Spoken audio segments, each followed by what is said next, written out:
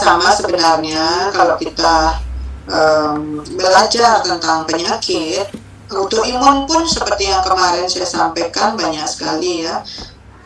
Demikian juga penyakit akibat lingkungan, sesungguhnya banyak sekali ya. Jadi banyak sekali penyakit akibat lingkungan, atau lingkungan yang tercemar, atau memang kita tidak bisa menjaga higiene kita ya, sehingga agak bingung juga ini yang mana yang mau saya tampilkan. Akhirnya saya pilih yang terkait yang paling banyak kita hadapi di masyarakat kita ya. Ya, sekarang yang lagi ngehit adalah rabies ya. Bali itu sesungguhnya dulu bebas rabies, tapi kemudian di tahun 2008 ya katanya ditemukan lagi kasus di Desa Ungasan. Saya ingat waktu itu periode tahun 1980, waktu itu pengentasan rabies. Jadi Gubernur Bali yang pada saat itu memutuskan seluruh anjing dari luar ya dimatikan ya, dibunuh. Jadi anjing lokal saja yang boleh hidup. Jadi benar-benar anjing Bali, karena pemikirannya rabies itu masuk Bali karena anjing yang dari luar ya.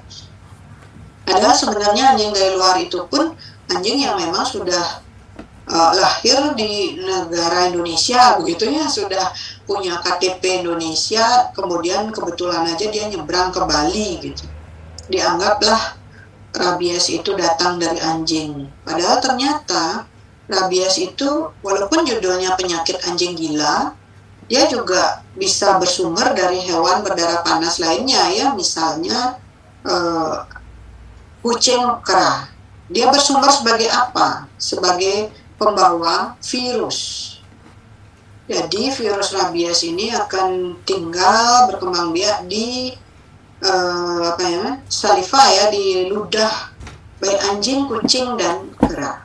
Ya, kita tahu kita banyak spot-spot yang banyak kera ya, di Uluwatu, di Sangeh, di Alas Kedaton, di Ubud, itu semua juga ada keranya.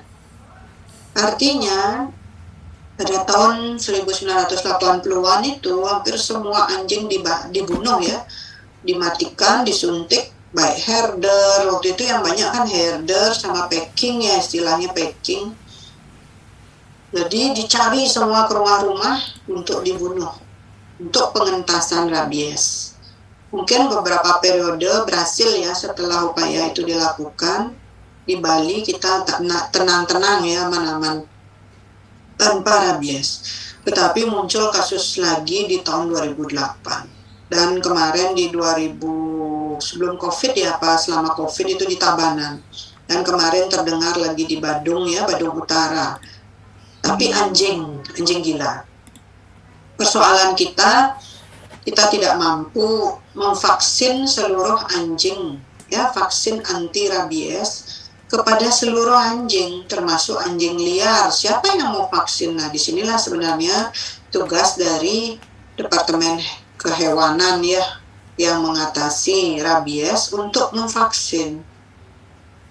Jadi anjing itu kena dulu virus rabies, untuk kemudian dia misalnya nanti menggigit manusia atau kera atau kucing, semua bisa menjadi pembawa, maka di sanalah manusia bisa terserang penyakit rabies ya.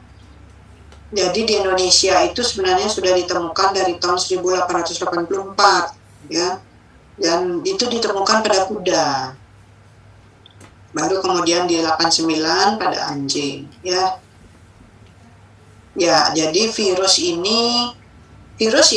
rabies, jangan bicara bakteri atau jamur ya. Jadi rabies itu kelompok infeksi yang disebabkan oleh virus, nama virusnya rabies ya.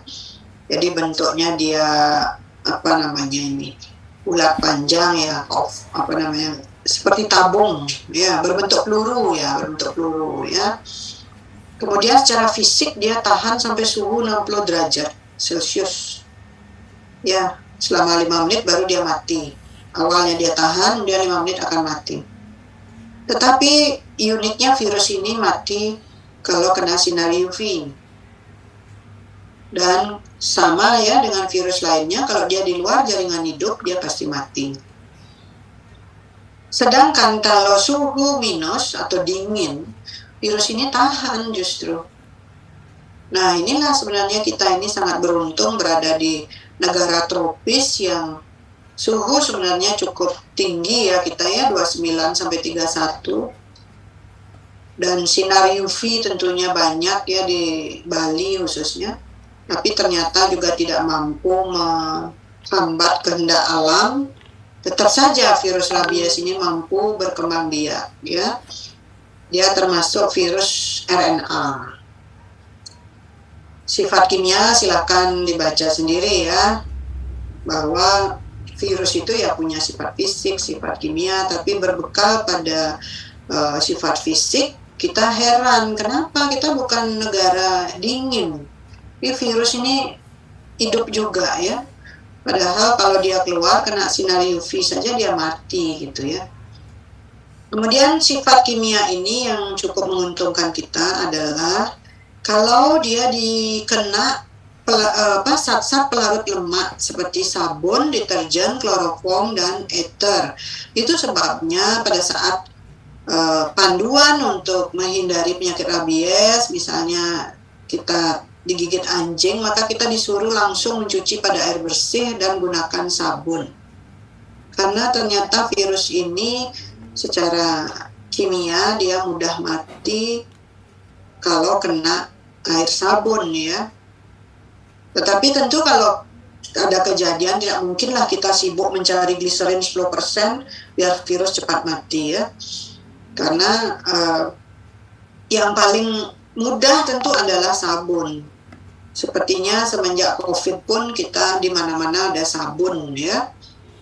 Ini yang penting nanti diketahui bahwa kalau ada kejadian di lingkungan kita tergigit anjing, segera cuci bersih dengan air mengalir dan menggunakan sabun. Karena diharapkan virus ini akan mati kalau dicuci dengan air sabun.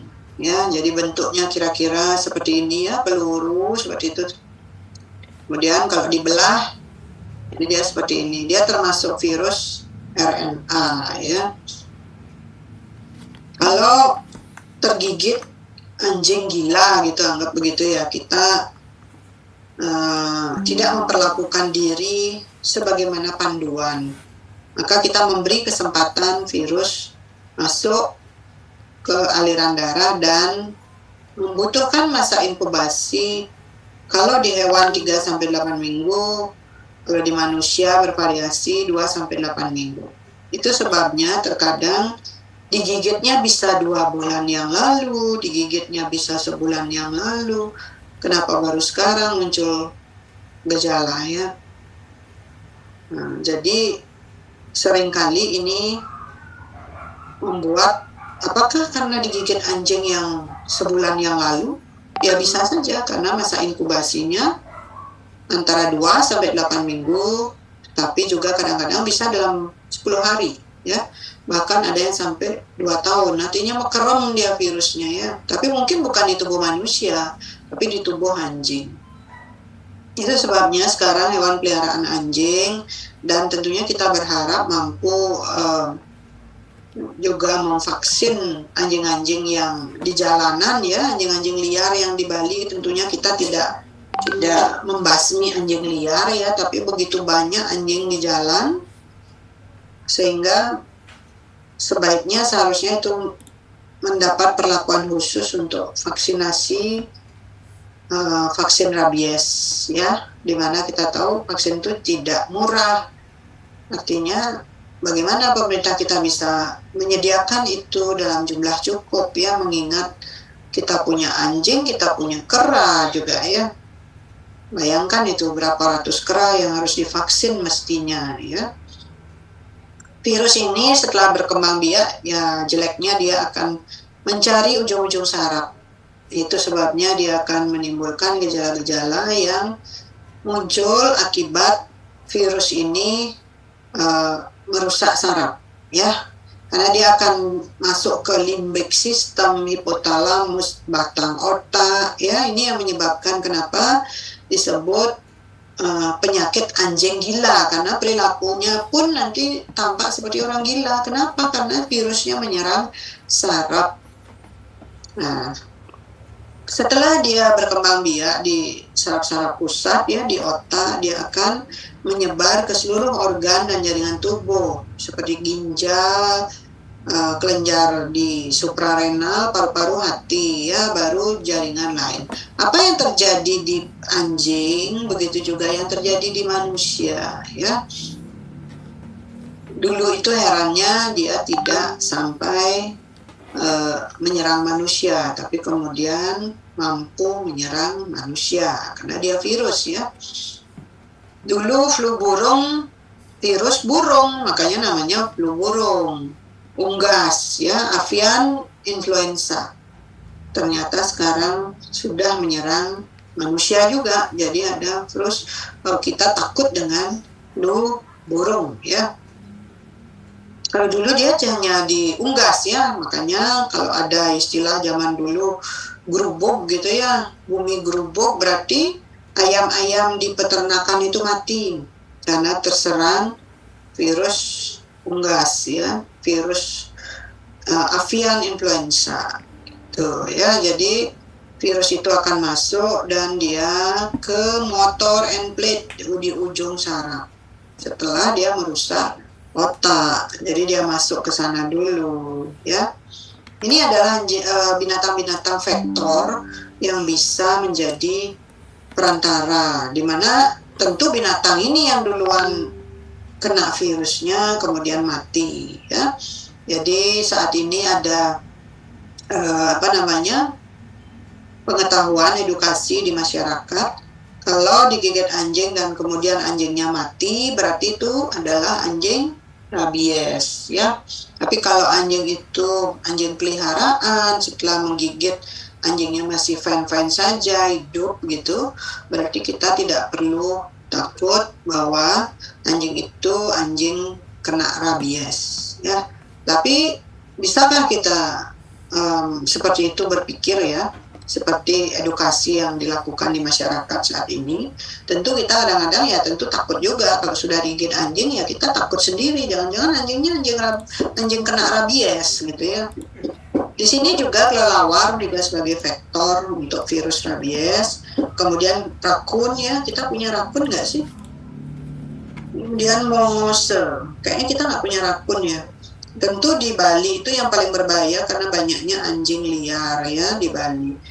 Serigala ya, kita nggak ada ngomongin serigala, tapi kita punya ya kelelawar di mana di Goa Lawah itu ya, di sana itu ya tentu ada resiko kelelawar itu sebagai vektor virus rabies ya, tetapi dia ternyata masuk dulu ke anjing dan seterusnya lingkarannya ya.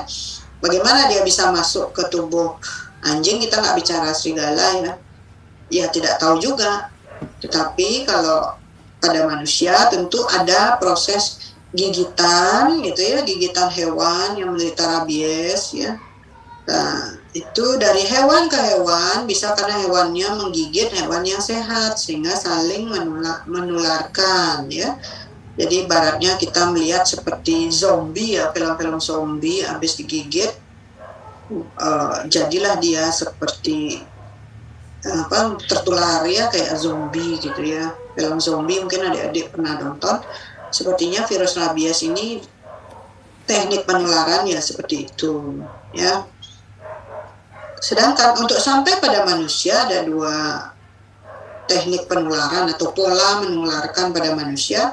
Selain melalui gigitan hewan ya, di mana hewan itu ludahnya mengandung virus rabies, tetapi tanpa gigitan pun ternyata jilatan dari hewan yang mengandung virus tetapi menjilat, misalnya pada ada luka, ada selaput mukosa yang utuh, selaput lendir dari mulut ya. Kadang-kadang kita kan sayang sekali sama binatang, kita dijilat, kita tidak tahu ternyata ludah dari anjing itu sudah mengandung virus rabies ya. Itu sebabnya kenapa hewan yang kita pelihara harus setiap tahun disuntik vaksin anti rabies Ya, kita harus melakukan penyuntikan itu bagi mereka yang misalnya adik-adik pelihara anjing ya, mohon disuntik anti rabies. Kemudian selaput lendir dari anusnya, genital, dan bahkan bisa melalui udara, walaupun sangat jarang ya. Sampai sekarang saya tidak pernah mengenal ada penularan lewat udara ya. Sedangkan dari manusia ke manusia itu masih mungkin. Misalnya ini tentu jauh banget ya, transplantasi kornea. Nah, siapa yang transplantasi kornea terus nularin rabies itu kan tentu jauh banget ya. Kemudian kontak air liur penderita ke mukosa mata ya. Jadi pasien rabies yang menggigit orang sehat pun bisa menularkan. Karena apa? Karena dari gigitannya itu kan mengandung ludah yang mengandung virus rabies. Kemudian saat digigit kan bisa saja terjadi perlukaan. Ya. Nah, ini ada yang menyebutkan setelah 20-90 hari selepas gigitan baru akan muncul tanda-tanda penyakit antara lain demam, kemudian rasa sakit di area tergigit ya. Selanjutnya ada otot yang lemas ya, merasa badannya juga lesu, sakit kepala. Nah, ini gejala awal ya 20-90 hari. Tetapi setelah berkembang biak di area otak, maka tentu akan menimbulkan gejala-gejala yang terkait rusaknya otak ya. Resah, gelisah, sikap berubah tiba-tiba, sering keliru gitu ya. Terus yang unik dia takut kepada air, sulit menelan, gangguan tidur, kemudian lumpuh. Jadi kalau kita bicara tentang penyakit yang menyerang saraf, itu salah satunya melumpuhkan ya.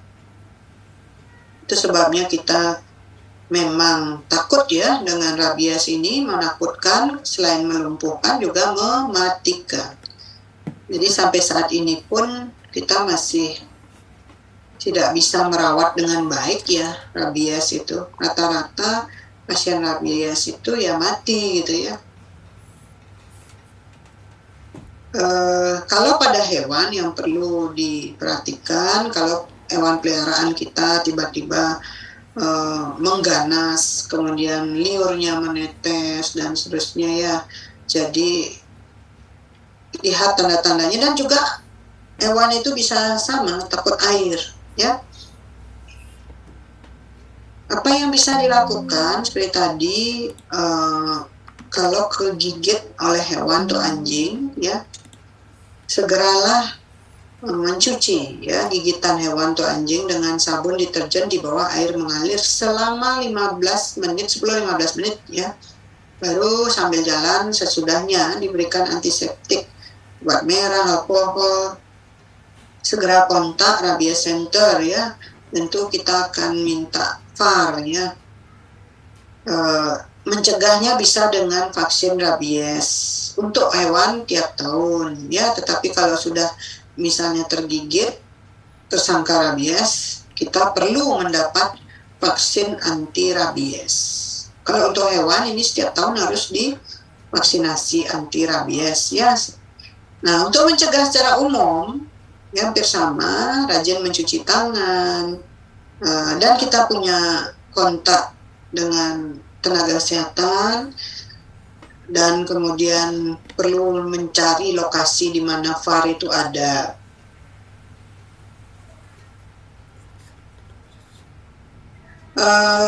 Kita juga terhadap hewan peliharaan, selain kita vaksin setiap tahun, kita jangan katanya dibiarkan untuk sembarangan masuk ke dalam rumah. Tetapi umumnya kalau anjing ya kita mau tidak mau biarkan aja ya keluar masuk rumah gitu ya. Sulit sekali kalau tiap hari kita harus menjaga seperti itu ya. Kemudian kalau diserang seperti tadi, lakukan cuci luka 10-15 menit di bawah air mengalir ya. Nah, kalau kita lanjutkan dengan di administrasi, rabies itu akan mikes ya, mikes di rabies itu masuk di mana dia? Coba dicari.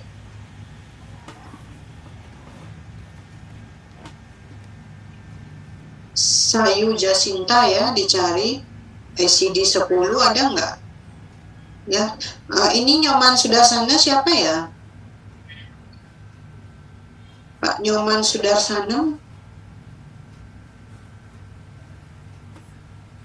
Formanya siapa itu Pak Nyoman Sudarsana ini? Mahasiswa Ibu. Hah? Mahasiswa Ibu. Nggak apa? Kok terus dia tidak on cam ya? Mungkin bapaknya di tempat kerja juga Ibu.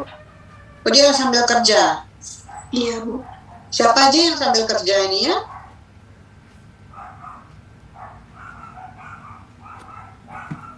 Siapakah yang sambil kerja?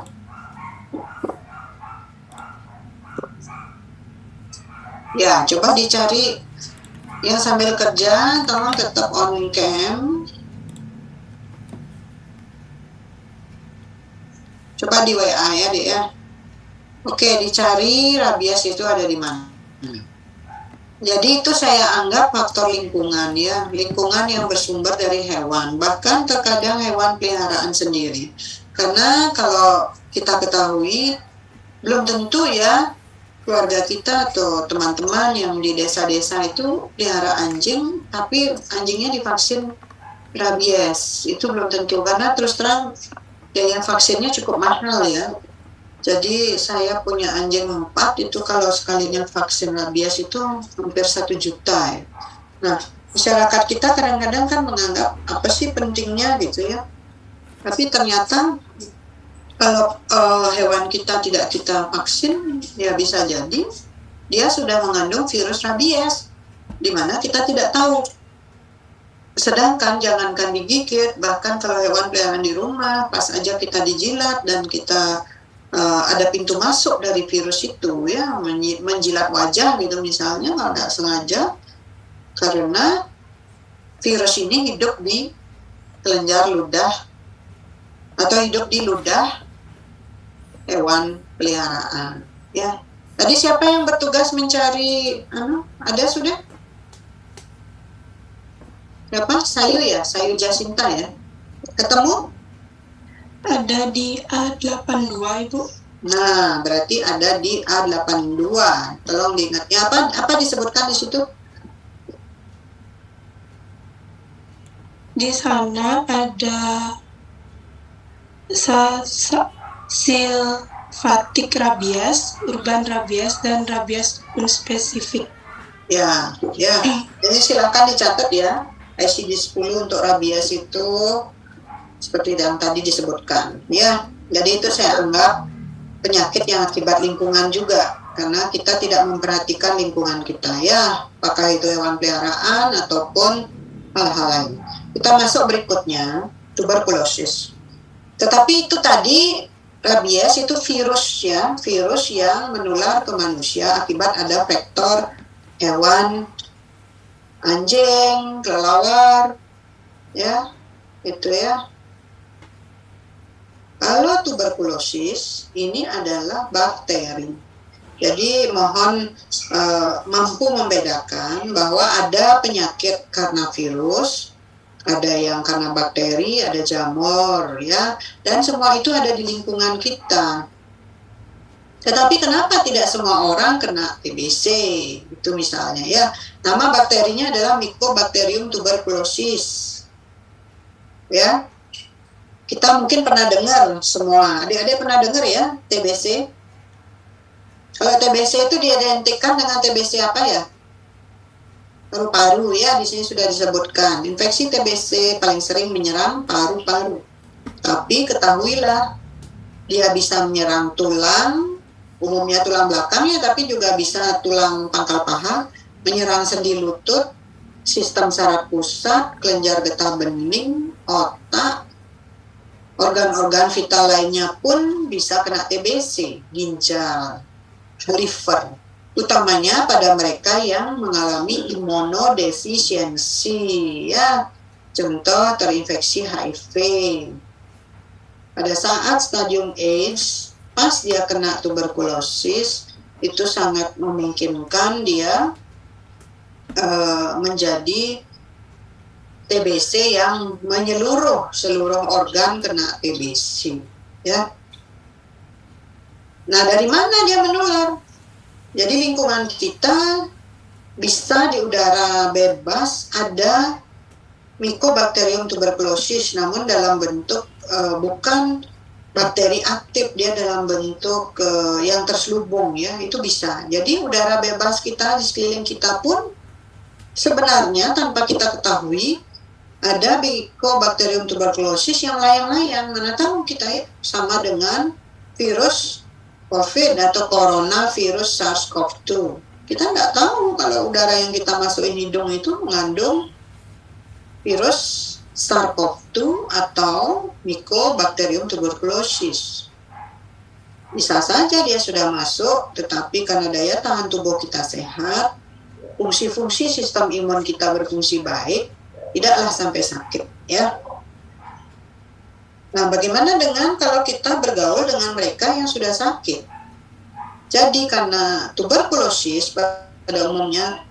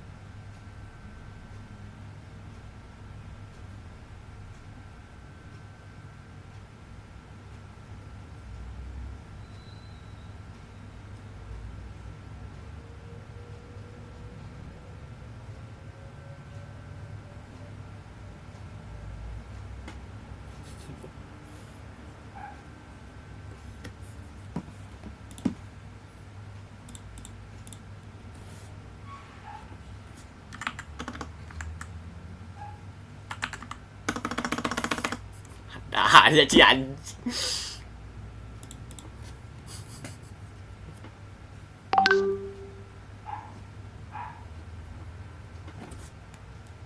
didik anjing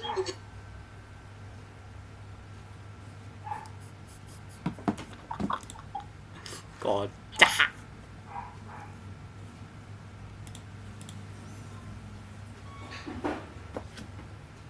ya. Saya lanjutkan ya, rupanya link Zoom lagi error ini, ya.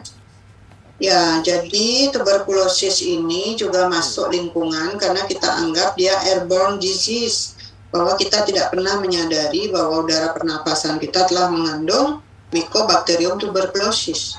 Pada mereka yang serumah ada yang menderita TBC, disinilah perlu hati-hati karena dia airborne disease, jadi dengan mudah dia bisa menularkan, khususnya kepada anak-anak, karena anak-anak itu kita anggap populasi yang rentan, ya, vulnerable population, sama dengan lansia, ya. Faktor resiko yang bisa kita miliki untuk kemudian terkena tuberkulosis selain populasi rentan, bayi, anak-anak lanjut usia, juga pada mereka yang memiliki sistem kekebalan tubuh melemah, ya, misalnya mereka yang secara rutin seperti tadi autoimun, sistem imunnya melemah, ditambah lagi minum obat-obat imunosupresan, ya. Kemudian misalnya bepergian ke daerah yang kasus TBC tinggi, ya, kasus TBC paling tinggi itu kan di India, terus Cina, terus Indonesia, ya. Indonesia juga kasus TBC tinggi, sampai dianggap bila ada 10 orang maka 1 orang TBC, ya, itu di Indonesia seperti itu. Peminum alkohol karena dianggap melemahkan sistem imun, perokok, ya, baik yang aktif maupun pasif. Kemudian bekerja di fasilitas yang kontak erat orang sakit, jadi misalnya bekerja di bangsal paru, Kalau bangsal paru tentu isinya TBC juga ya. Terakhir ya memang tinggal dengan keluarga yang TBC, tidak diobati. Jadi seringkali kita, kalau kita punya lansia di rumah, batuk-batuk, seringkali dianggap hal yang sepele karena dianggap biasa ini karena tenggorokan kering gitu ya. Tetapi kalau diperiksa loh ternyata TBC ya. TBC pada umumnya dia akan menular karena lewat penyebaran airborne tadi ya, bisa cipratan dari mereka yang menderita TBC, bisa juga dari udara lingkungan. Tetapi sekali lagi TBC itu tidak hanya milik paru, tapi dia bisa juga menyerang TBC kulit, itu ada TBC pencernaan dan otak. Tapi umumnya karena otak ini begitu spesial ya di dalam tengkorak kepala, dia umumnya karena sistem imun yang sangat lemah sehingga bisa terjadi infeksi pada selaput otak maupun otak. Jadi selaput otak kita sering mendengar meningitis TB, kemudian encephalitis TB. Nah itu kadang-kadang dimulai dengan adanya infeksi paru atau TBC pada paru-parunya, ya. Sehingga nanti adik-adik kita tidak bisa terpaku pada batuk. Jadi orang TBC itu belum tentu gejalanya batuk. Ya, pengalaman ada pasien saya yang benjol di punggung kaki. Setelah periksa, saya pikir itu sebuah nanah dingin, begitu disedot, ternyata tidak mau keluar. Kemudian dari hasil ronsen, kok tampak tulang-tulangnya sudah hancur ya. Akhirnya saya konsul ke dokter bedah tulang karena curiga itu suatu TBC tulang. Ternyata benar bahwa dia kena TBC, bahkan sampai tulang tumit itu hancur ya, sudah dibolongin oleh TBC. Tetapi kemudian setelah dibersihkan, dilakukan bone graft dan dia minum obat TBC selama 1 tahun, pasien yang tadinya tidak bisa jalan dan seterusnya berhasil kita tolong dan bisa berjalan dengan baik. Jadi kalau situasinya seperti itu, tentu kami dokter juga akan sangat berbahagia ya. Tadinya pasien sangat tidak produktif, hanya duduk di kursi roda, menjadi orang yang bisa aktif, dan tentunya TBC-nya sembuh. Ya, itu yang kita benar-benar harapkan ya, sebagai dokter bisa menyembuhkan kalau memang bisa sembuh ya. Tapi kalau toh tidak bisa sembuh, misalnya seperti autoimun, ya kita cukupkan membuat penyakitnya terkontrol dengan baik sehingga dia bisa produktif. Nah, karena TBC terbanyak menyerang paru-paru, jadi tidak usah heran kalau sering orang mengidentikan batuk darah itu TBC. Sekali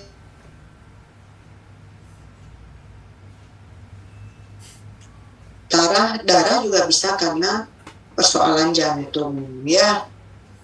Berat badan turun berlebihan itu salah satu juga yang perlu kita tandai ya. Lemes, bisa anemia, ada demam yang tidak terlalu tinggi suhunya, naik turun. Kemudian sering berkeringat di malam hari. Ini umumnya kita standar ya bertanya seperti ini pada pasien, ada keringat malam nggak gitu ya. Belum tentu kalau kita bertanya keringat malam pasiennya paham ya, karena kok ada keringat malam, seolah-olah malam berkeringat. Nah, padahal maksudnya apakah pada malam hari sering berkeringat, basah seperti itu, berarti dia ada demam yang subfebril umumnya ya, suhu di bawah 38 gitu. Kemudian nafsu makan menurun sehingga berat badan ikut turun atau terjadi weight loss ya. Ada jargon bahwa kalau kita tiba-tiba berat badan turun banyak, terasa lemes, batuk-batuk, pikirkanlah itu TBC ya. Apa yang mau diperiksa untuk menentukan bahwa pasien itu TBC apa bukan? Mungkin nanti adik-adik akan melihat adanya tes mantuk, ini gambarnya ya seperti ini. Yang paling rutin adalah tentu menggunakan tes dahak. Sekarang tes mantuk ini makin ditinggalkan karena keakuratannya makin tidak jelas. Apalagi dengan tes dahak yang sekarang menggunakan Gen Expert itu lebih lebih menjanjikan bahwa kalau positif benar-benar positif ya. Tapi torak foto, apakah torak foto masih dilakukan oleh dokter? Tentu masih ya. Pada saat kita menghadapi pasien batuk lebih dari seminggu aja, itu suatu hal yang wajib kita lakukan torak foto untuk melihat kondisi di paru. Kemudian ini dilakukan juga tes dahak. Jadi pada pasien yang batuknya ada dahak atau sputum gitu ya, istilah medis kita sebut sputum ya, atau kalau diawamkan dahak, ini kita juga periksa untuk melihat ada enggak bakteri tahan asam. Ini yang hitam-hitam ini bakteri tahan asam ya, yang kiri ini yang positif ya, yang kanan negatif. Jadi ini sebukan bakteri tahan asam di neutropil juga ya, neutropil monosit gitu ya, monosit di sputum. Nah, kalau sputumnya banyak, sekarang ini kita lebih memilih melakukan expert MTB ya, atau Gen Expert. Jadi pemeriksaan canggihnya seperti ini, menggunakan sputum ya, dari sputum ditampung, dilancarkan, dan seterusnya ada SPO untuk melakukan pemeriksaan ya. Alatnya seperti ini. Ini tidak semua rumah sakit punya. Seringkali kita mengirim pada rumah sakit yang punya alat, karena prosesnya juga proses yang spesial ya, harus pakai tabung yang juga spesial. Nah, ini di mana ada di Kota Denpasar, yang saya tahu di Rumah Sakit Wangaya ada ya, Gen Expert. Saya pun kalau membutuhkan permintaan Gen Expert, maka sputum akan dikirim ke Rumah Sakit Wangaya ya. Hasil dalam 1 jam 45 menit, taruhlah 2 jam gitu ya. Terus kenapa kita takut dengan TB paru atau TBC lainnya? Tentu karena ini adalah infeksi bakteri, dalam waktu singkat dia akan merusak jaringan-jaringan yang diinfeksi ya, diinfeksi oleh Mycobacterium tuberculosis pada paru-paru yang sudah cenderung kita ketahui bersama, komplikasi batuk darah. Jadi batuk darah ini bisa dalam bentuk gejala penyakit atau kita sebut komplikasi. Kapan dia kita sebut komplikasi? Bila jelas-jelas kita tahu pasiennya kena TBC paru, kemudian mengalami batuk disertai darah yang cukup banyak ya, atau profuse. Jadi itu komplikasi namanya, karena pembuluh darah yang pecah itu besar. Bronchiectasis, jadi sputumnya keluar, bisa juga sputum banyak keluar, lendir banyak keluar di pagi hari, dan kadang-kadang ada strip darah ya. Empiema adalah pernanahan di rongga pleura. Kemudian TBC yang tadinya di paru ini bisa keluar ke luar paru. Pada saat pasien telah sembuh dari TBC, kemudian dia mengalami sesak berkepanjangan, maka disebut sindrom obstruksi pasca TB atau SOPT. Terakhir tentu hancurnya paru-paru kalau infeksinya berat. Ya umumnya ini tentu karena meninggal juga, ujung-ujungnya komplikasi terakhir kan gagal nafas ya. Nah, kalau kita bicara TBC paru, bisa jadi TBC paru plus hemoptisis. Jadi itu komplikasi hemoptisis ya. TBC paru dengan empiema. TBC paru dengan SOPT atau sindrom obstruksi pasca TB. Silahkan nanti dicocokkan kembali kode ICD ya. Apa saja yang terkait dengan TBC paru. Nah, tentu kita bicara kembali bagaimana pemerintah kita ingin mengentaskan TBC.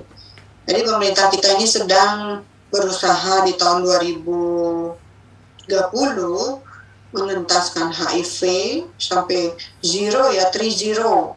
zero kematian, zero infeksi baru, dan zero apa ya lagi satu kok lupa saya, ada 3-0. Demikian juga pada TBC. TBC juga ingin dientaskan karena saat ini kita masih di posisi nomor 3 di dunia ini sebagai pasien TBC terbanyak. Apalagi semenjak di Indonesia itu HIV meningkat, maka TBC juga ikut jadi artis ya. Dengan meningkatnya pasien HIV, meningkat juga kasus TBC. Pemerintah dari dulu hingga kini banyak sekali membuat semacam singkatan ya. Sekarang ini yang tren adalah TOS TB. Temukan TB itu TBC ya. Temukan TB, obati sampai sembuh. Jadi kalau adik-adik nanti mendengar TOS TB, pastikan ingat bahwa TOS itu temukan TB, obati sampai sembuh. TOSS ya, TOS TB. Nah, karena memang Indonesia ingin bebas TBC, begitu juga ingin bebas HIV. Tentu seperti rabies tadi, dulu sudah pernah bebas rabies, kemudian ada lagi. Sehingga ini yang dimaksud dengan penyakit-penyakit endemis, penyakit yang selalu ada. Ya. Apa upayanya? Ya tentu kita harus lebih menggaungkan cara pencegahan. Tetap ya dari dulu hingga kini, lebih baik mencegah daripada mengobati. Apa yang dikerjakan? Kembali perilaku hidup bersih dan sehat. Jadi sebenarnya kalau kita menyinggung persoalan pencegahan, kembalikan dulu ke perilaku hidup bersih dan sehat. Sederhana sebenarnya, tetapi kita sering mengabaikan. Ya, makan yang bergizi sehingga daya tahan tubuh meningkat, selalu membuka jendela agar rumah mendapat sinar matahari dan udara segar ya dari halaman. Upayakan bisa menjemur alas tidur agar tidak lembab ya, atau paling tidak upayakan kamar terkena sinar matahari. Pada balita wajib mendapat vaksin BCG ya. Jangan lupa olahraga teratur dan stop merokok. Jangan mengurangi merokok tapi stoplah merokok. Oke, itu bakteri yang kita sebut Mycobacterium tuberculosis. Dari dua topik itu ada pertanyaan kah supaya tidak saya cuap-cuap sendiri? Bayu Krishna, ada pertanyaan?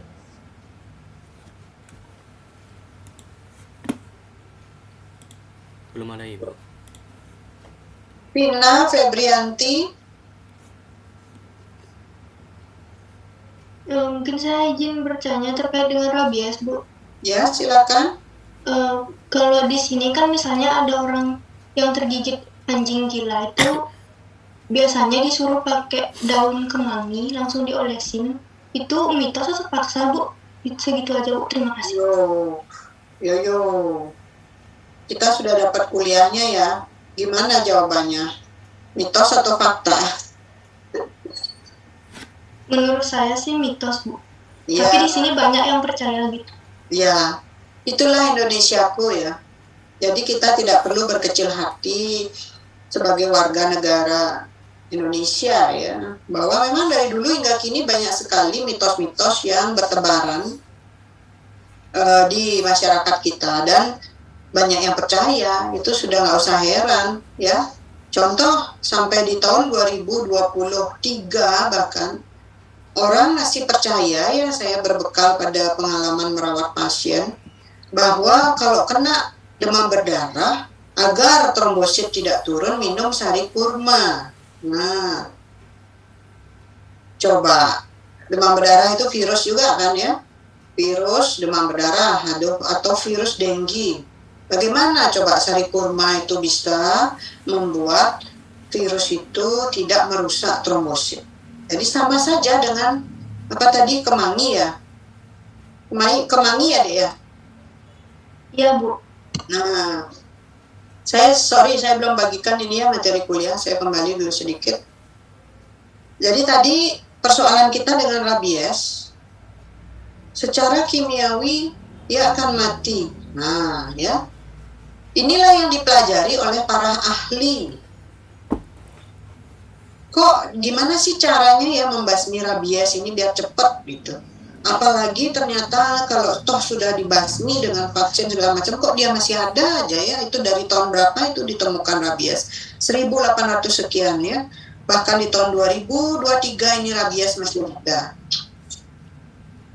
Tentu sulit sekali ternyata ya bahwa rabies itu selalu ada. Apalagi kita bayangkan kita di Bali ya, kera kita punya, kelelawar kita punya, anjing apalagi banyak sekali anjing liar di sekitar kita. Apakah kita bunuh anjingnya? Kalau dia kena rabies dia akan mati sendiri ya. Tetapi bahayanya adalah pada saat digigit. Nah, ini yang dipelajari oleh para ahli, bahwa virus rabies itu akan cepat mati. Ini yang nomor 5 terutama ya adik-adik ya. Dia cepat mati dengan zat-zat pelarut lemak seperti sabun. Jadi sabun tangan, sabun cuci tangan, sabun mandi, deterjen. Ya, deterjen itu seperti apa? Pas saja di lingkungan adik-adik tidak ada sabun cuci tangan atau sabun mandi, yang ada deterjen. Nah, deterjen itu apa? Daya, Ibu. Daya. Nah, contohnya deterjen itu apa? Daya Ibu yang dipakai untuk cuci Oh, baju. daya. Oke, daya, rinso, ya. Wing. Itu adalah untuk mencuci pakaian, mencuci piring. Itu kita kelompokkan deterjen. Jadi nggak usah sibuk cari sabun, tapi kalau kita lihat di dekat kita ada deterjen. Jadi seperti tadi, ya cuci kan. Chloroform itu apa? Chloroform ether, ada yang tahu? Spiritus ya. Masa kita mau repot-repot cari cairan spiritus ya? Sehingga pada mereka yang kena gigitan, yang kita curigai anjingnya adalah anjing yang telah terinfeksi rabies atau anjing rabies, kita sebut demikian ya. Disuruhlah kita segera mencuci di bawah air mengalir menggunakan sabun atau deterjen selama 10-15 menit. Sesudah itu beri antiseptik pada luka gigitan, dan yaitu obat merah boleh, alkohol boleh. Ya, jadi kalau luka yang terbuka itu perih banget kalau diisi alkohol dibanding obat merah. Jadi kalau kita nggak punya obat merah, cari alkohol. Tapi cuci dulu dengan sabun, setrep miring, deterjen. Nggak ada di sini kemangi ya. Karena kemangi itu harus diperjelas. Di mananya kemangi itu membunuh virus rabies. Virus itu, bakteri itu adalah mikroorganisme yang sangat kuat. Cara membunuh adalah dikelupas ya, dikelupas pembungkusnya. Jadi sabun sama deterjen identik dengan mengelupaskan lapisan lemak pada selaput virus. Itu juga yang kita kerjakan pada saat kita mengatasi pandemi COVID. Itu sebabnya kita disuruh rajin mencuci tangan. Di setiap spot ada tempat cuci tangan dan harus ada sabun. Ya enggak? Karena itu yang mengelupaskan lapisan lemak dari virus. Sama, rabies itu virus. COVID itu juga virus SARS-CoV-2. Ya. Sehingga disuruhlah kita rajin mencuci tangan. Kalau COVID, kenapa tangan yang dicuci? Karena tangan kita sering menggosok hidung dan mulut. Sehingga seandainya tangan kita kena atau ditempeli virus COVID, SARS-CoV-2, tidaklah masuk ke hidung. Tetapi di sini bukan tangan yang dicuci, luka gigitan hewan itu yang dicuci. Ya, paham ya? Karena pintu masuk dari virus rabies itu adalah luka gigitan hewan. Ya, jadi ini sudah edukasi yang bertanggung jawab. Jadi kalau memberitahu keluarga, teman, kasih kemangi, tentu itu edukasi yang tidak bertanggung jawab.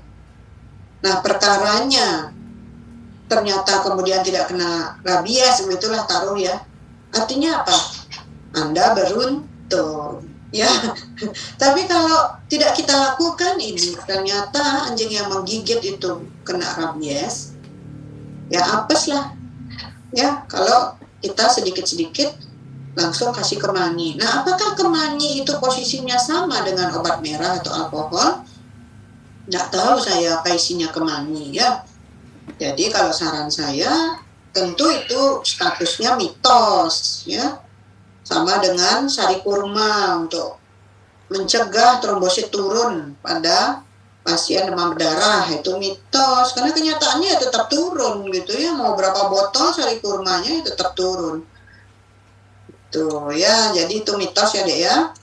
Oke, sebenarnya yang begitu-begitu bagus untuk kita diskusikan supaya adik-adik jelas, jangan sampai terbawa pada seperti tadi saya sebutkan, kalau ilmu sesat, sampah informasi yang kita dapat, maka sampah juga isi kepala kita nanti ya. Sama dengan autoimun, itu adalah penyakit yang memang tersendiri. Dia bukan penyakit yang diturunkan, beda itu ya maknanya. Tetapi ada seorang ibu, anaknya autoimun juga. Ada yang sama-sama lupus, ada pasien saya berbeda. Ibunya lupus, anaknya kena RA. Nah, itu rumitnya ya. Tidak semua bisa kita jawab karena banyak hal itu masih rahasia alam semesta ya. Kalau semua bisa dijawab, nanti umur dipanjang-panjangin terus ya, sampai tidak ada orang yang bisa tua ya. Nanti kalau manusia itu kan punya kecerdasan yang luar biasa. Buat mereka yang jenius-jenius, pasti dia mengutak-atik yang menurut dia bisa melawan kehendak alam ya. Contoh benar atau tidak, itu Cina membuat matahari gitu ya. Nggak tahu saya benar apa enggak. Jadi begitulah manusia. Tapi kalau saya sih melihat sepandai-pandai manusia, dia memang sampai saat ini tidak mampu melawan alam ya. Oke ya, silakan nanti kalau ada mitos yang ingin dipertanyakan, kita diskusi terkait TBC ya. Kemudian kita masuk, ini juga saya anggap penyakit akibat lingkungan. Tidak secara langsung lingkungan itu menerpa kita ya, kecuali misalnya kita air kita tercemar merkuri, ya tentu itu langsung ya. Tapi kita nggak minum air bermerkuri ya pada dasarnya. Ikan tercemar merkuri di Teluk Jakarta, kemudian kita makan ikannya, maka kita mencemari tubuh dengan merkuri. Nah, itu boleh juga disebut penyakit akibat lingkungan. Lingkungan kita tercemar radioaktif. Ya, dulu Chernobyl ya, bencana Chernobyl, karena tabung radioaktif di Chernobyl itu meledak, sehingga tercemar lingkungan sekitar dengan bahaya radiasi Chernobyl. Tetapi ada juga yang masih tetap, dulu Chernobyl itu sampai ditutup ya, sekian puluh tahun untuk menghilangkan efek radiasi. Termasuk yang kejadian di Jepang ya, efek tsunami Jepang, itu kan ada tabung radiasi yang bocor. Jadi segera ditutup. Tapi apakah airnya mengandung radiasi? Kita tidak tahu. Demikian juga waktu Hiroshima Nagasaki dibom atom. Apakah tanah dan lingkungan lainnya itu masih mengandung radiasi sisa perang 1945 itu? Kita tidak tahu ya, kecuali rajin diperiksa. Nah, itu boleh kita sebut juga penyakit akibat lingkungan, karena pada umumnya yang begitu akan menimbulkan kecacatan. Nah, saya memilih lingkungan yang berada di sekitar kita yang membawa bakteri. Tadi virus rabies, bakteri TBC, itu karena kelemahan kita sendiri, tidak menjaga kebersihan lingkungan ya, termasuk ini ya sebenarnya Leptospira interrogans. Ini adalah bakteri yang sesungguhnya dia kelompok penyakit hewan atau zoonosis, tapi dia mampu menular ke manusia. Vektornya adalah tikus, lagi-lagi anjing, dan hewan ternak lainnya. Nah, bagaimana caranya menghindari ini? Ya tentu kembali menjaga kebersihan.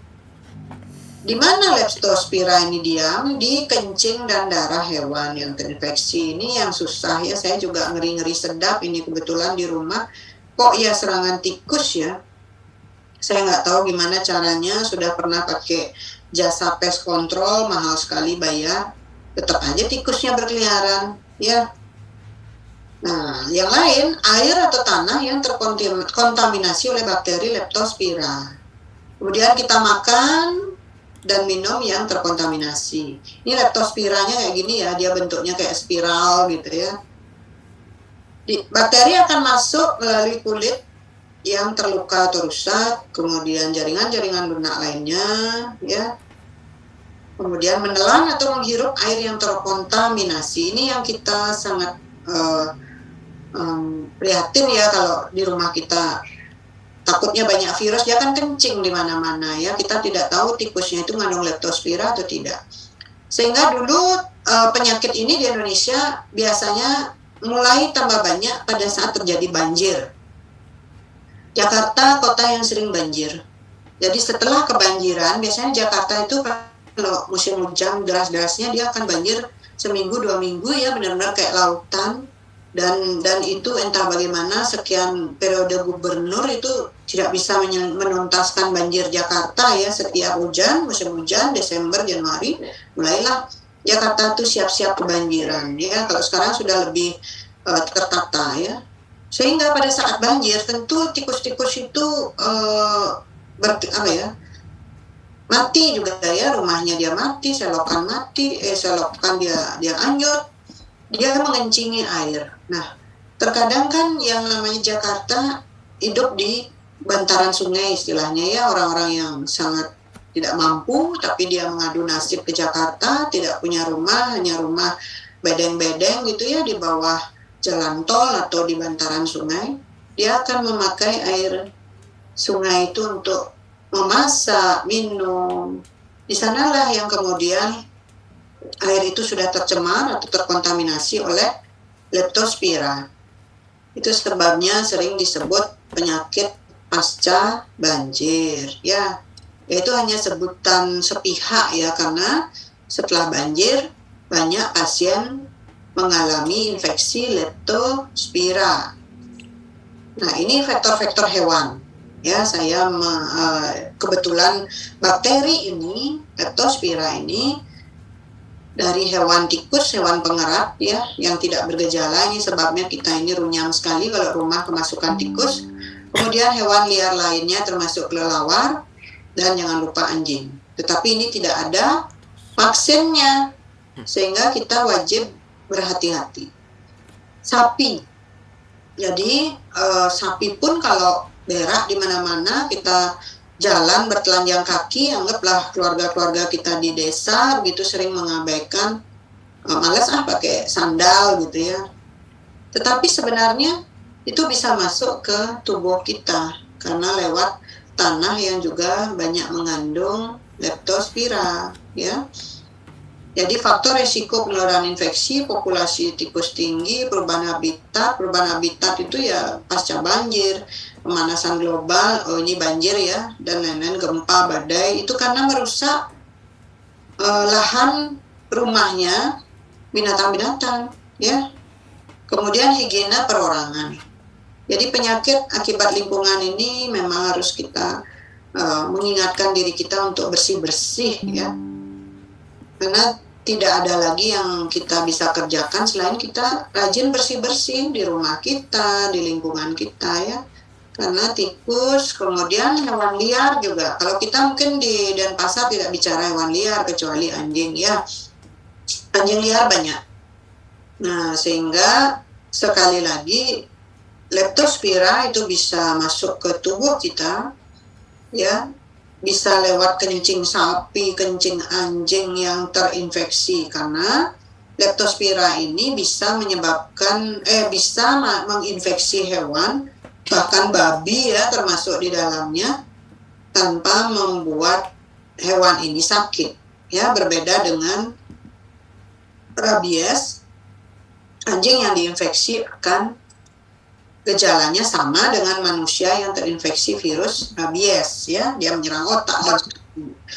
Selanjutnya di manusia macam-macam, dia bisa terjadi radang selaput otak, meningitis, uveitis ya, radang mata, paru-paru perdarahan, jantung mengalami miokarditis, liver hepatitis, kemudian ginjal mengalami juga peradangan.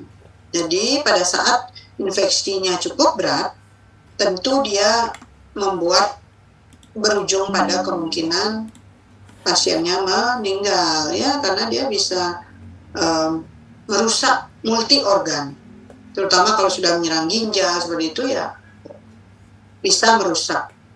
Tetapi ada sisi baiknya, informasinya, teorinya, leptospirosis ya, nama penyakitnya leptospirosis, nama bakterinya Leptospira, itu masih bisa kita obati dengan antibiotika kelompok penisilin ya. Dia masih bisa kita matikan karena dia bakteri, tentu diberikan antibiotika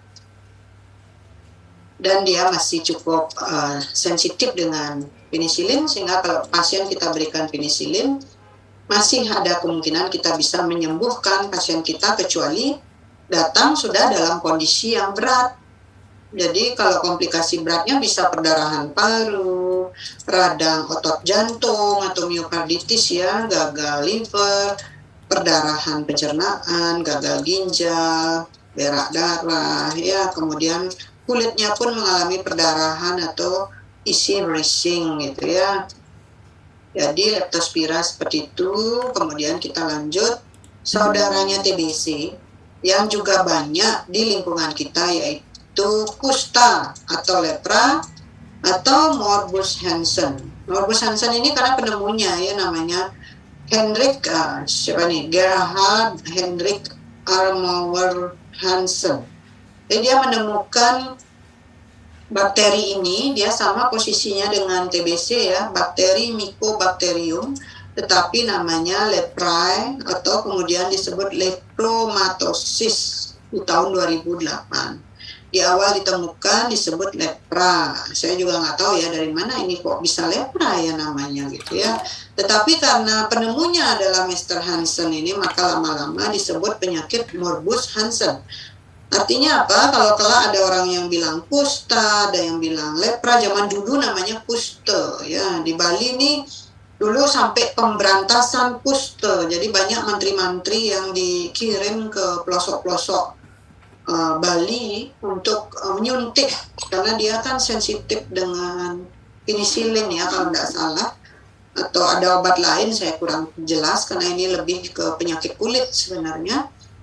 Jadi dulu itu menteri-menteri dibekali ilmu untuk mengobati kusta. Kenapa disebut mantri? Karena zaman dulu itu dokter sangat sedikit.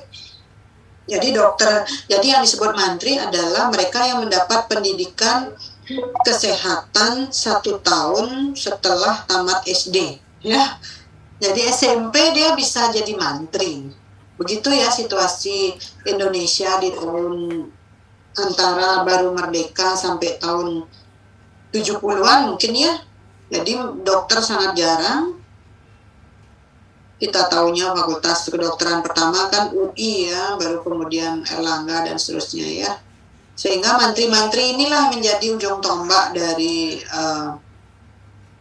kesehatan Indonesia, karena mantri-mantri ini yang bergerak ke pelosok-pelosok. Sehingga dulu itu asal mantri bawa tas untuk nyuntik maka disebut dokter ya. Jadi zaman itu kita masih dipenuhi oleh bekas jajahan Belanda, supaya masyarakat itu mau diobati dan mau percaya, maka para mantri ini disebut juga dokter ya. Nah, sehingga kadang-kadang perilakunya ya masih kayak dokter juga gitu ya, setelah di era di mana dokter itu semakin banyak. Jadi kusta ini penyakit kulit dan saraf perifer. Ya itu bedanya, dia sama-sama Mycobacterium dengan tuberkulosis, tetapi kusta ini menyerangnya kulit dan saraf tepi atau saraf perifer, juga mata dan selaput hidung ya. Nah, sama dengan TBC, kusta ini masih menjadi persoalan lingkungan dan pengobatan di seluruh dunia, sehingga WHO pun masih sangat intens untuk pengobatan kusta. Kusta dibagi dua, polybaciler dan multibaciler ya. Nah, karena dia menyerang saraf tepi, maka ada rasa baal ya, baal itu tebal gitu ya. Kemudian rasa kesemutan kadang-kadang ya. Jadi ini perbedaannya, ada polybaciler, ada multibaciler. Apa yang kita stressing di sini, di kulit pasien itu sering kita dapatkan makula. Makula itu bercak ya, bercak di kulit, bisa warnanya putih, bisa juga warnanya merah ya. Dan kalau itu diraba tidak ada rasa atau anestesi ya. Tetapi yang multibaciler anestesinya tidak jelas, tapi pada umumnya memang tidak raba. Kalau yang polybaciler dia warnanya putih atau hipopigmentasi, sedangkan yang multibaciler dia kemerahan ya. Kemudian dari mana? Dia kembali juga ada vektornya ya.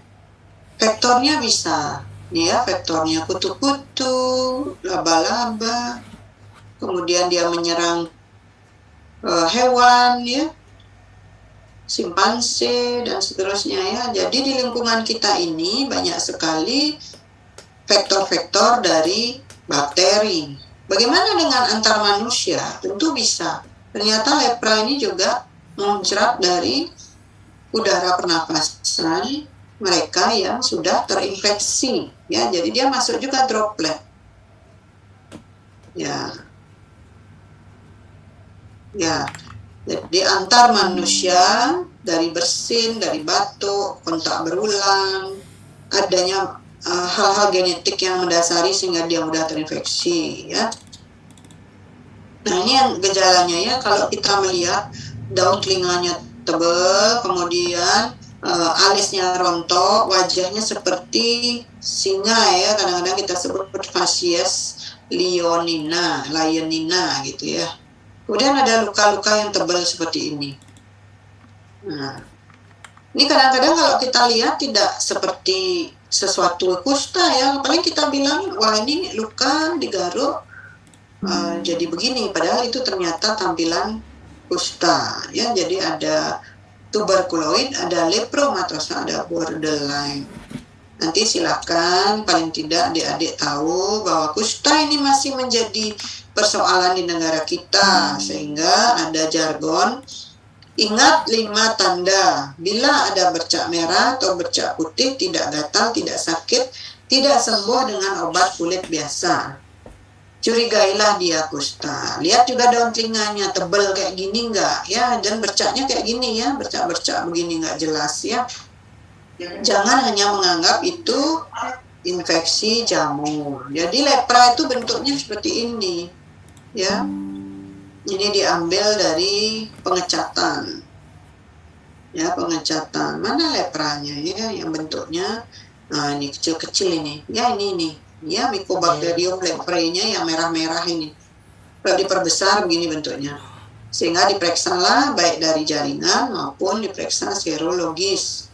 Komplikasinya, jadi dia bisa mengalami mutilasi. Jadi kita sekarang mengenal pembunuhan, mutilasi. Ini kalau orang kusta dia buntung pelan-pelan ya, lepas ini, putus. Ya, kalau ada luka nggak sembuh, koreng-koreng begini, wajahnya, hidungnya, daun hidungnya bisa hilang, tidak punya alis, ya, lihat tangannya ya. Jadi itulah yang ditakutkan dari kusta. Tapi karena dia menular, jadi orang zaman dulu juga sangat ketakutan karena takut tertular. Jadi proses penularannya juga hampir sama kayak TBC tadi. Kita lanjut, penyakit lingkungan lainnya adalah jamur. Kalau kita bicara tinea versicolor atau pityriasis versicolor, kita bicara jamur ya. Jadi kalau kita nyebut ini suatu bulenan, ingat kalau adik-adik pernah dengar, inilah dia barangnya ya. Tinea versicolor. Jadi dia bercak-bercak putih seperti ini. Dan ini kulitnya kering, gatal ini. Beda dengan kusta. Kalau bercaknya jadi kayak mirip ya, itu tadi putih-putih juga, ini juga putih-putih. Tapi kalau yang di kusta ini tidak ada rasa. Tapi kalau tinea jamur, khasnya jamur, maka dia gatel. Sehingga dikasihlah obat jamur. Kalau ini dia tidak ada merugikan secara baik komplikasi secara sistemik maupun kecacatan, nggak ada, tapi tentu tidak enak ya kalau badan kita kelihatan seperti ini, dan utamanya yang kena daerah dada, punggung ya, jadi nggak enak ya. Selanjutnya kita lingkungan yang terkait gangguan pencernaan. Mungkin adik-adik sudah sering dengar mencret atau diare. Yang kita bahas yang akut karena ini yang lebih banyak terkait lingkungan ya. Jadi mereka yang datang dengan berak encer 3 kali atau lebih dalam sehari, maka itu disebut diare ya. Bisa karena bakteri, bisa juga karena virus, bahkan bisa juga parasit ya. Yang berat kalau dia sampai mengenai pembuluh darah, jaringan mukus dari pencernaan, maka beraknya akan menjadi berak berdarah atau berlendir. Bisa disebabkan oleh Enterobacter histolytica atau apa ini S-nya, Staphylococcus bacillus ya. Jadi ini yang bisa menimbulkan infeksi. Apa bahayanya dari diare? Jadi diare itu bisa virus, bisa bakteri, bisa parasit ya. Ini C ini Clostridium difficile. Jadi kalau kita makan racun dari makanan berkaleng, jadi adik-adik hati-hati kalau membeli makanan berkaleng dan kalengnya penyok-penyok. Hati-hati kalau terjadi kontaminasi Clostridium difficile ya. Demikian juga makanan-makanan kemasan lainnya. Maka yang terjadi adalah peradangan pencernaan. Dia bisa menimbulkan berak encer dan berdarah. Kembali kalau kita bicara penyakit akibat lingkungan yang tidak higienis, sinilah kita diminta untuk menerapkan cuci tangan ya. Apalagi setelah ke toilet, pastikan tangan kita dicuci dengan sabun. Kemudian simpan dan siapkan makanan-makanan jangan sampai terkontaminasi. Ya, makanan yang tidak bersih dibuang saja. Dapur dan toilet harus dibersihkan. Kemudian sumber air yang tidak bersih, adanya makanan sisa, kita makan lagi, kemudian tidak mencuci tangan dengan sabun. Ya, artinya apa? Secara rutin, sesungguhnya kita walaupun kita tidak ke toilet, kita sebelum makan sebaiknya cuci tangan dengan sabun. Ya, jadi intinya mencuci tangan ini membantu kita semua mencegah beberapa penyakit ya, seperti tadi misalnya dari mulai COVID juga cuci tangan jawabannya. Sekarang diare juga cuci tangan ya. Ya, ini macam-macam penyebab diare akut ya, Staphylococcus, Salmonella ini menimbulkan tipes ya. Kemudian Clostridium difficile yang lain-lain juga menimbulkan mencret yang akut. Poin penting di sini gejalanya selain mencret bisa bisa juga ditemani dengan nyeri perut, kram perut, mual muntah ya. Maka sering kita sebut gastroenteritis.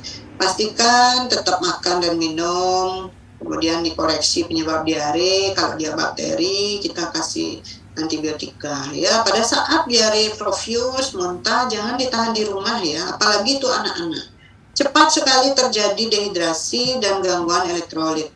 Kalau bayi anak-anak karena komponen tubuhnya dominan air, asal dia diare jangan menunggu, lebih baik antar saja ke dokter atau ke rumah sakit ya.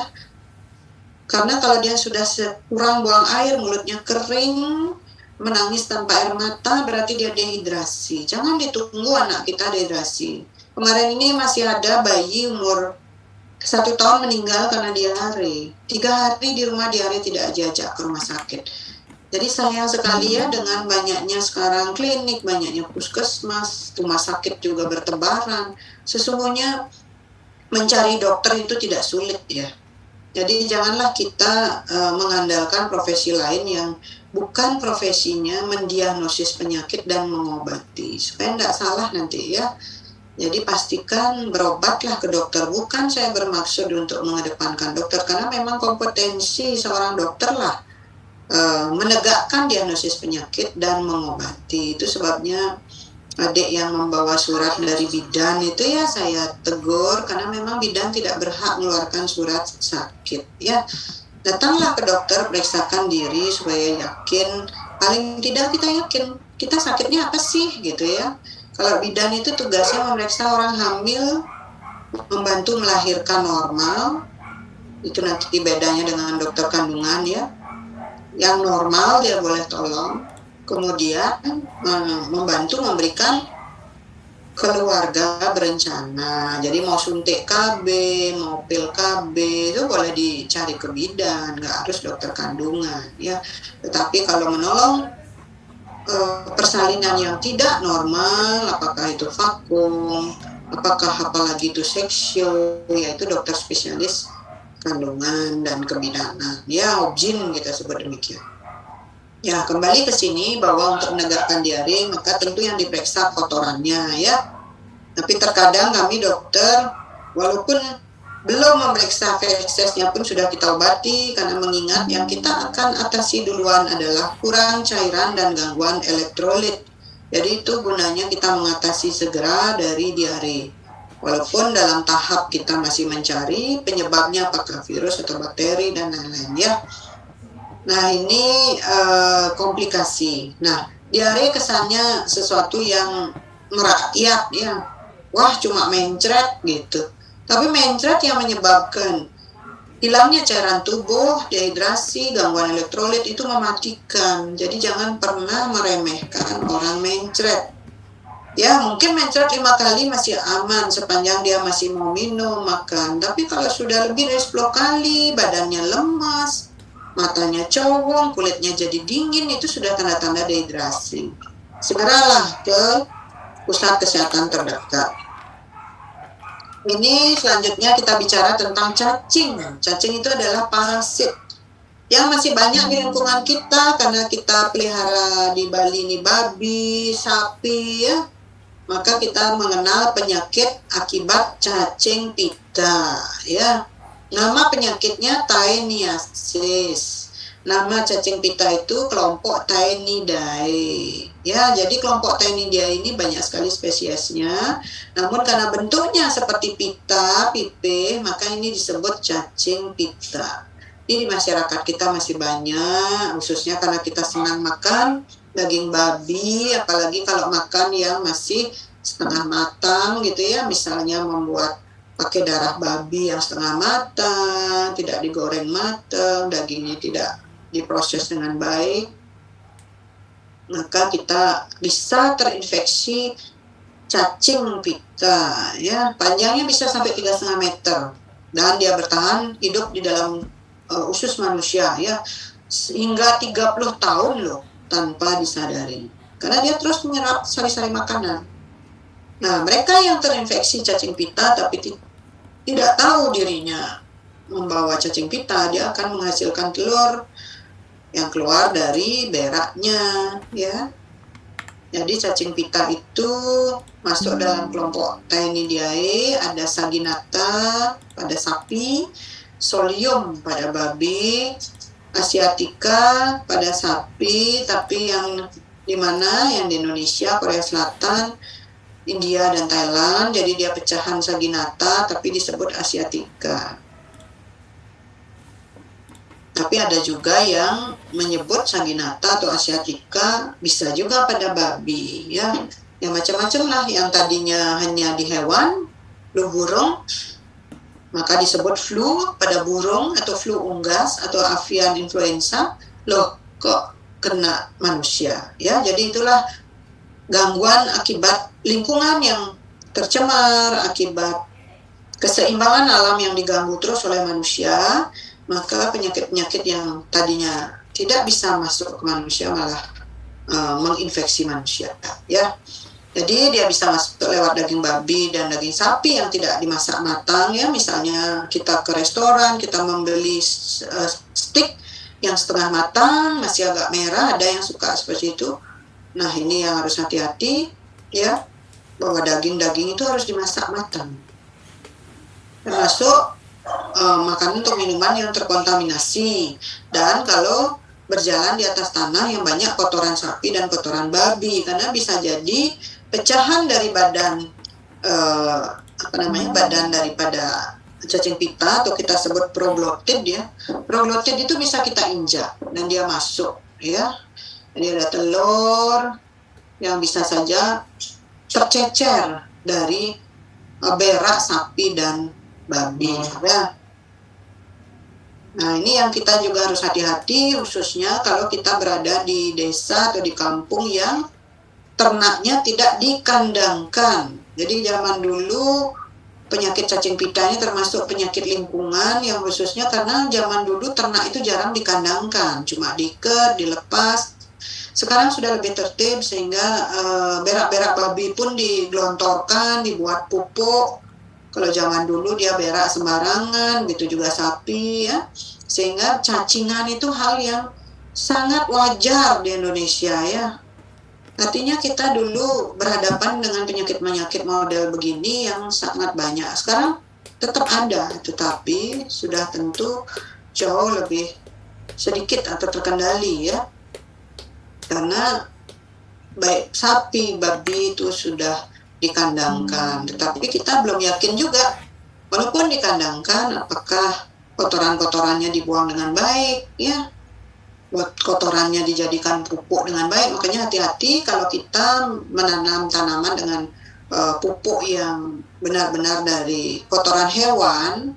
Ini benar-benar tangan kita harus terlindungi ya saat berkebun, karena bisa jadi di antara pupuk itu sudah mengandung telur ya, ini proglotid namanya pecahannya ya. Jadi bentuk kepalanya beda-beda ya. Ya, ini bentuk kepalanya, ini yang nyantel di usus kita ya. Jadi dia ini real tapeworm ya dalam formalin.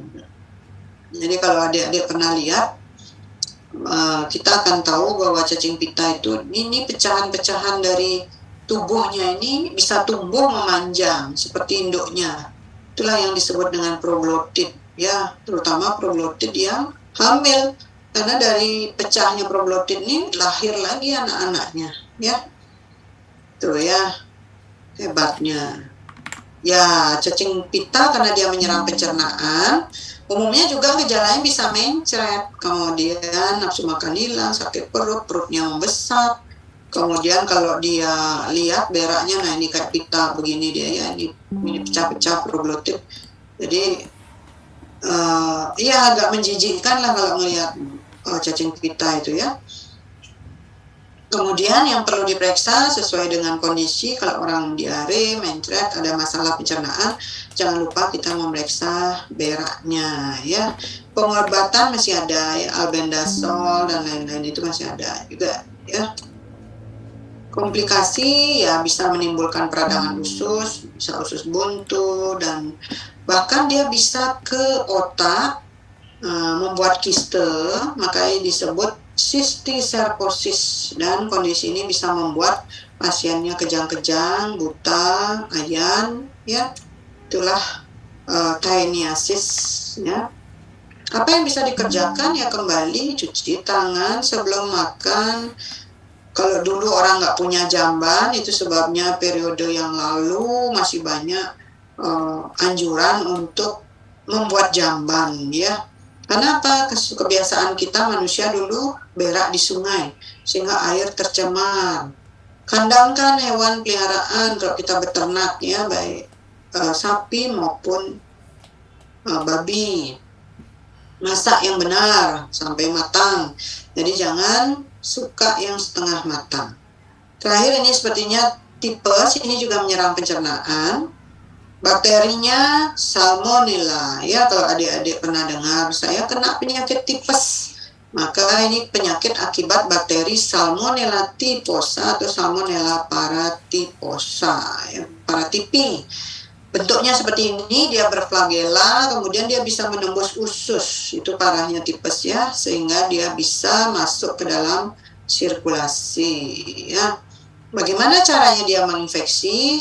Sama dengan penyakit akibat hal-hal atau bakteri parasit, tentu datang dari makanan minuman yang terkontaminasi oleh tinja atau berak ya, atau kencing pasien yang kena tipes. Jadi disinilah kita perlu hati-hati terhadap bagaimana mengkonsumsi makanan, sayuran, cuci bersih sebelumnya. Ingat kalau ke toilet cuci tangan, kemudian minumlah minuman lain yang benar-benar kita yakini kebersihannya, ya. Jangan kontak langsung dengan pasien tipes, ya. Tapi kalau kontak tidak langsung ya boleh, ya. Jadi tipes itu hampir sama, dia akan memunculkan, dia akan tinggal dan berkembang biak di daerah usus besar. Tapi kemudian dia bisa menembus lapisan usus, masuk aliran darah, dan menyebar ke organ vital lainnya, sehingga bisa membuat macam-macam ya, dari demam tinggi, menggigil, nafsu makan hilang, bisa kemerahan atau rose spot, nyeri perut, mencret. Ini pengecekannya menggunakan Widal test, dan yang sekarang terbaru kita menggunakan IgG, IgM rapid test dari tipes, ya. Ya, pengobatannya ada sampai sekarang pun kita masih mengobati pasien tipes ya, seringkali kita dapatkan, tapi seiring dengan edukasi, apalagi sekarang media sosial dengan mudah kita akses, kasus tipes agak menurun ya dibanding dulu ya. Sekarang apalagi dengan kondisi pasca pandemi, kita rajin mencuci tangan, itu menjadi suatu kebiasaan yang baik. Nah, tipes ini bisa mengikuti sirkulasi darah sehingga menimbulkan radang otot jantung atau miokarditis, radang selaput perut, peritonitis, kemudian gagal ginjal, radang otak, meningitis, dan juga bisa ke paru menjadi radang paru, pneumonia, dan pankreatitis atau organ pankreasnya juga kena, ya. Lalu pencegahan sama seperti yang di depan, tentu kita harus benar-benar bersih-bersih ya, termasuk selain cuci tangan, sayuran, buah dicuci bersih sebelum dimakan. Apalagi kalau kita makan dalam bentuk mentah, misalnya kita senang dalam bentuk salad gitu ya, atau lalapan yang mentah. Jadi kalau kita senang membeli makanan sering didampingi tomat, timun mentah. Nah, di sini yang kita harus hati-hati, apakah makanan mentah itu sudah dicuci dengan bersih atau tidak, ya. Belum lagi food handler atau orang yang mengolah makanan itu, apakah kita yakin dia bersih ya, tidak menjadi carrier tipes, ya. Baik, dari saya itu yang bisa saya sampaikan. Nanti mohon diingatkan malam saya mengirim materi. Apakah ada pertanyaan sampai ini?